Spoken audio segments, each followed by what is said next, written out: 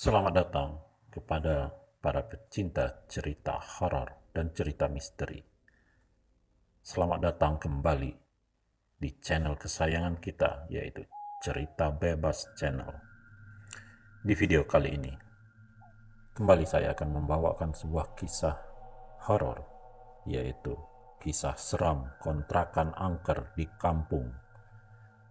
Dengar suara geraman dan bunyi cakaran. Bagi mereka yang pernah diberi tugas luar kota dan harus menetap di sebuah lokasi dalam jangka waktu tertentu, mungkin pernah mengalami momen horor diganggu oleh makhluk halus.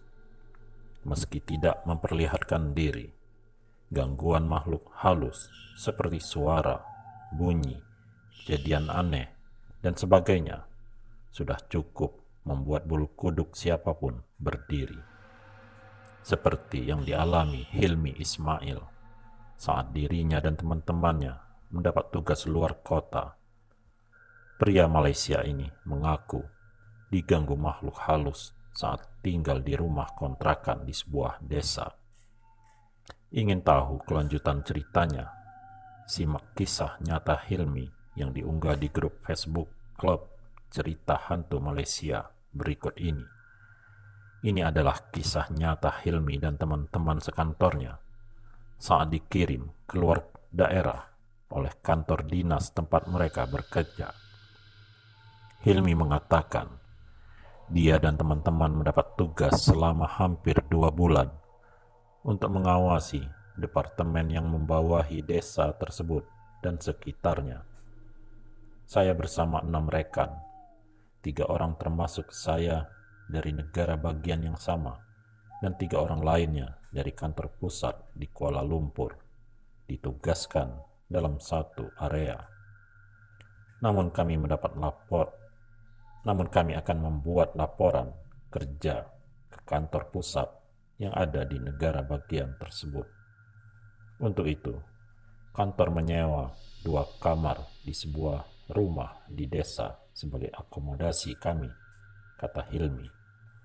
Setelah sampai di desa tersebut, Hilmi dan teman-temannya masuk ke rumah kontrakan yang telah dipersiapkan. Rumah tersebut berada dalam satu area dengan tempat tinggal pemilik kontrakan. Begitu masuk, mereka tidak langsung masuk kamar tidur masing-masing, tapi melakukan briefing sebelum membahas administrasi dan logistik. Saat masuk kamar, ruangan terlihat sudah dirapikan oleh pemilik rumah. Sebelum istirahat, Hilmi dan keempat temannya melaksanakan sholat sunnah 2 rakaat. Sedangkan seorang temannya yang non-muslim menguji dan memeriksa semua peralatan yang akan digunakan untuk keperluan tugas. Keesokan harinya, ke-6 orang tersebut menjalankan tugas sesuai bidangnya masing-masing yang terbagi dalam 2 kelompok. Kelompok 1 bekerja dari pagi hingga siang, sementara sisanya bertugas dari petang sampai malam hari. Suatu malam, ada briefing sepulang mereka dari kerja sekaligus penyerahan laporan. Tetapi Hilmi tidak bisa hadir karena dia merasa tidak sehat. Terdengar suara geraman dan bunyi cakaran di jendela. Setelah minum obat, Hilmi berbaring di tempat tidur dan memutar bacaan ayat suci Al-Quran di ponselnya sambil matanya terpejam. Tiba-tiba terdengar seperti suara geraman diikuti bunyi cakaran di jendela kaca yang menghadap ke kebun di belakang kamarnya. Suara seram itu bersaut-sautan dengan alunan Al-Quran, seolah-olah marah kepada Hilmi karena memutar bacaan ayat suci tersebut.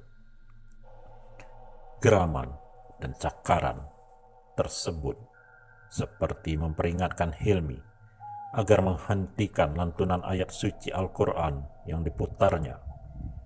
Bukannya gentar, Hilmi malah meningkatkan volume lantunan Al-Quran di ponselnya, sampai makhluk itu akhirnya mulai menyerah.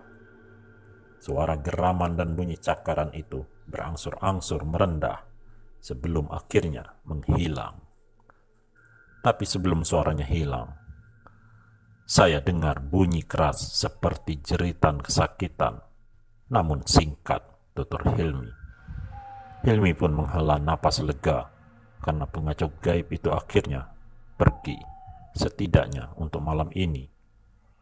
Beberapa hari kemudian, Hilmi dan teman-temannya memutuskan untuk makan malam di warung Tom Yam tidak jauh dari rumah kontrakan.